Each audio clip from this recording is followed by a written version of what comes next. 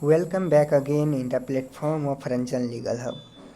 जैसा कि हम अभी जनरल डिफेंस को कवर कर रहे हैं, अभी तक हम अप्रॉक्सीमेटली 5 और 6 जनरल डिफेंसेस को कवर कर चुके हैं। एग्जैक्टली 5 जनरल डिफेंस को कवर कर चुके हैं। इसमें 3 और बचते हैं जो कि नेसेसिटी है, मिस्टेक है एंड स्टैट्यूटरी अथॉरिटी हैं। तो इन सब को हम एक एक वीडियो में डिस्कस करेंगे और इसके बारे में जानने की कोशिश करेंगे। तो इस वीडियो के माध्यम से आज हम लोग डिस्कस करने वाले हैं नेसेसिटी को। अब ये क्या होता है, नेसेसिटी क्या होता है, इसका डिफेंस कब ले सकते हैं, कैसे कोई अपने टॉर्टियस लाइबिलिटी से फ्री हो सकता है नेसेसिटी का डिफेंस लेके। सो नेसेसिटी का मतलब क्या होता है, an act causing damage if done under necessity to prevent a greater evil is not actionable even though harm was caused intentionally. इसका मतलब ये हुआ कि कोई भी ऐसा एक्ट जब किया जाता है जिससे कि डैमेज हुआ हो, लेकिन वो डैमेज इसलिए हुआ है, वो एक्ट इसलिए किया गया है क्योंकि कोई ग्रेटर जो कोई ऐसी घटना होने वाली थी, कोई बड़ी दुर्घटना होने वाली थी, उससे बचाने के लिए किया गया है। भले वो इंटेंशनली किया गया हो, लेकिन किसी ऐसे एक्ट से बचाने के लिए किया गया था जिससे ज़्यादा हार्म हो सकता था, तो वो डिफेंस ले सकता है। वो नहीं होगा, टॉर्टियस लाइबिलिटी उस पर अराइज नहीं होगी। वो डिफेंस ले सकता है और ख़ुद उस लाइबिलिटी से फ्री हो सकता है। इसको हम अगर एक एग्जांपल की मदद से समझें तो और अच्छे से समझ पाएंगे। फॉर एग्जांपल, यहाँ पे ए और बी दो फ्रेंड हैं। ये दोनों एक साथ एक रोड पे जा रहे हैं।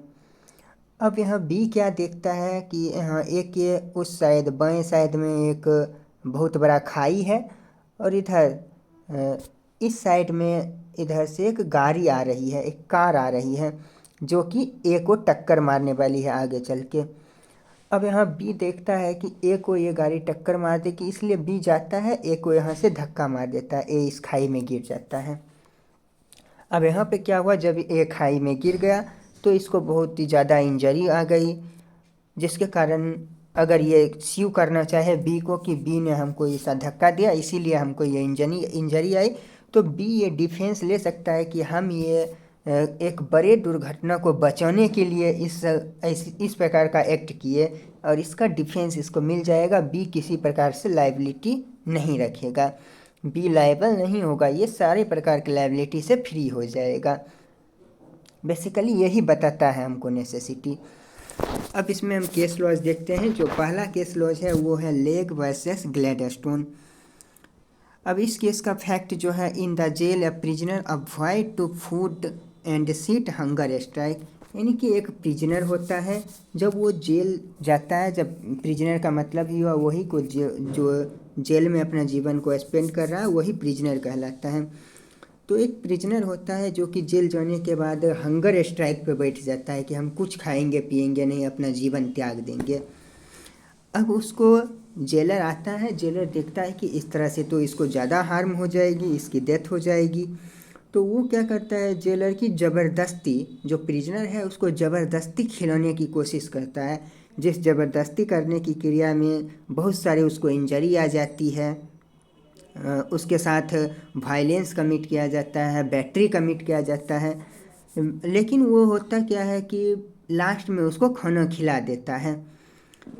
अब अगर प्रिजनर जेलर को स्यू करता है, इस केस में वही हुआ कि प्रिजनर जेलर को स्यू किया कि हमारे साथ वायलेंस किया गया था, हमारे साथ बैटरी कमिट की गई, लेकिन कोर्ट ने हेल्ड किया कि नहीं, जेलर लायबल नहीं होगा।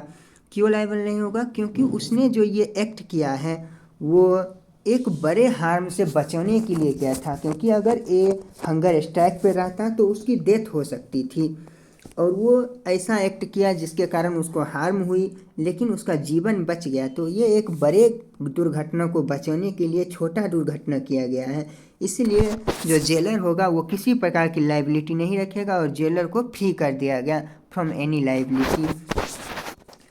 Now I move to the next case, that is Carter versus Thomas. ये 1891 का केस है। अब इस केस में बेसिकली क्या था, the defendant enter the plaintiff land to prevent the spread fire. इसको हम पहले समझते हैं एक ब्लॉक डायग्राम से, जिसके कारण कि अच्छे से हमको समझ में आ सके। अब यहाँ पे ए होता है, ए की ये लैंड होती है, यहाँ पे बी है, बी की ये लैंड है यहाँ सटी हुई। अब एक दिन होता क्या है, किसी कारण से ए की लैंड में आग लग जाती है, और जब ये आग लग गई तो यहाँ पे जो है आग को बुझाने के लिए जो आते यहाँ पे आ करके अपना काम वो कर रहे हैं, आग की बुझाने की प्रक्रिया वो जारी रखे हुए हैं। अब बी क्या करता है, ये दौड़ के जाता है ए की प्रॉपर्टी में इंटर करता है, ये भी आग बुझाने की कोशिश करने लगता है। अब यहाँ पे ए केस फाइल कर दिया बी के खिलाफ कि इसने ट्रेसपास करने की कोशिश किया। अब कोर्ट के पास यही आया कि क्या ये ट्रेसपास के लिए लायबल होगा, क्योंकि इसने आग तो बुझाने गया था, ये बेनिफिट था ए के लिए बेनिफिट का काम करने गया था। लेकिन इस केस में कोर्ट ने यही हेल्ड किया, क्योंकि यहाँ पे फायरमैन पहले से ही पहुँच चुके थे, पहले से ही आग को बुझाया जा रहा था, तो इसमें बी को इंटर करने की कोई ज़रूरी नहीं थी, और बी का ये एक्ट ट्रेसपास माना जाएगा और बी इसके लिए लायबल होता है। यही है इस केस में। अब हम आगे बढ़ते हैं, एक कोप वर्सेस साप, जो ये भी 1890 सेम ईयर का केस है। अब इस केस में क्या होता है, सेम यही कंडीशन रहता है। एक प्रॉपर्टी ए होता है, इसकी एक प्रॉपर्टी होती है, बी होता है, इसी से सटे हुए इसकी प्रॉपर्टी होती है। ए की प्रॉपर्टी में आग लग जाती है, यहाँ पे पहले केस में यह था कि यहाँ पे फायरमैन आकर के आग को बुझा रहे होते हैं, लेकिन इस केस में यह है कि यहाँ पर ये फायरमैन अब्सेंट रहते हैं, फायरमैन नहीं आए रहते हैं। अब बी देखता है कि आग स्प्रेड होने लगा है, इससे ये हो सकता है कि इसके बिल्डिंग में भी आग पकड़ सकती है, इसके लैंड पर भी आग फैल सकती है, इसलिए ये दौड़ करके एक प्रॉपर्टी में इंटर करता है और आग को बुझाने की कोशिश करते रहता है। अब जब ये इसकी प्रॉपर्टी में इंटर करता है तो ए फिर से बी को यहाँ पे स्यू करता है फॉर द ट्रेसपास।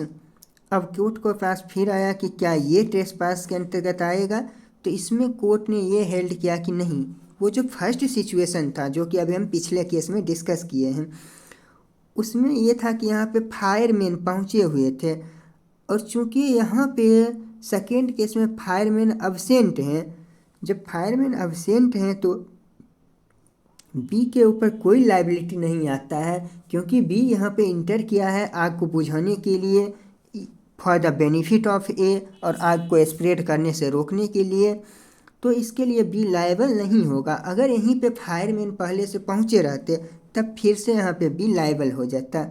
यही है इस केस में। आगे एक और केस है जो कि है कर्क वर्सेस ग्रेगरी का, ये 1876 का केस है। अब इस केस में क्या होता है, यहाँ पे देखते हैं ब्लॉक डायग्राम की मदद से। अब इस केस में ये होता है कि ए एक महिला होती है, अब इसकी डेथ हो जाती है। अब जब इसकी डेथ हो गई तो इसकी सिस्टर इन लॉ आती है, सिस्टर इन लॉ आई, और ये क्या कि इसके कमरे में देखी कि यहाँ पे बहुत सारा ज्वेलरी पड़ा हुआ है। इसने क्या किया कि इसने सोची कि अब इसकी डेथ हुई है तो सभी पर्सन आएंगे इसके रूम में, इसीलिए ये ज्वेलरी को सेफ करने के लिए यहाँ से उठा करके एक अलग रूम में जा करके शिफ्ट कर देती है। अब होता क्या है, जब इसने ऐसा किया, इसकी सिस्टर इन लॉ ने ऐसा किया, तो ये ज्वेलरी जब ये दूसरे रूम में शिफ्ट कर दी तो ये ज्वेलरी दूसरे रूम से चोरी हो जाती है, और जब ये ज्वेलरी चोरी हो गई तो ए का जो रिप्रेजेंटेटिव था, ए का जो रिलेटिव था, वो इसको स्यू करता है कि तुमने आखिर ऐसा किया क्यों। अब इसने जो ऐसा किया था तो इसके लिए कोर्ट ने ये माना कि ऐसा करना ज़रूरी नहीं था, आपकी ये नहीं थी ज्वेलरी, आप ऐसे इंटेंशन, क्योंकि ए तो डेथ हो गया है ए की, तो आप ए के जो गार्जियन हैं उनसे इंटेंशन इस बात की नहीं लिए, इसीलिए ये जो सिस्टर इन लॉ यहाँ पे है इसको कोर्ट के द्वारा लायबल ठहराया जाता है। तो यही था नेसेसिटी को, जिसको कि हम अभी डिस्कस किए हैं, और उम्मीद है कि अच्छे से समझ में आया होगा। अब बाकी जाता है दो, एक मिस्टेक गया है और दूसरा जो है स्टैट्यूटरी अथॉरिटी, जो कि आने वाले वीडियो में हम उसको भी डिस्कस कर देंगे। और इस तरह से हमारा पूरा जो जनरल डिफेंस है वो कवर हो जाएगा। अब दो जो बचते हैं उसको हम कोशिश करेंगे कि बहुत ही जल्द अपलोड कर दें। So that's it, okay, thanks.